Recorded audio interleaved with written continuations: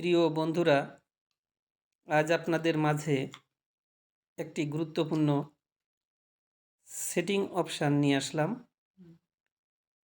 এই setting option দিয়ে আপনি বাটন সুইচ অন অফ বাদেই আপনি সেটিংয়ের কাজ করতে পারবেন বা button switch touch on of করতে পারবেন।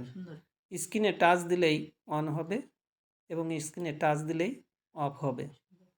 এই স্ক্রিন টাচ আপনি কিভাবে করবেন সেইটাই আপনাদের মাঝে আমি দেখাবো। তা দেখাতে গেলে আপনার যেগুলো প্রয়োজন সেগুলো হচ্ছে, প্রথমে আপনি আপনার মোবাইলের সেটিং অপশানে যাবেন। সেটিং অপশানে যাওয়ার পর আপনি কনভিশন টুলস একটা অপশান আছে, কনভিশন টুলস। এরপরে gesture and motion, gesture and motion. এরপরে স্ক্রিন অফ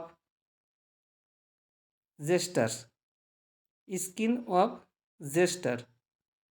এরপরে double tap to turn on screen, double tap to turn on screen.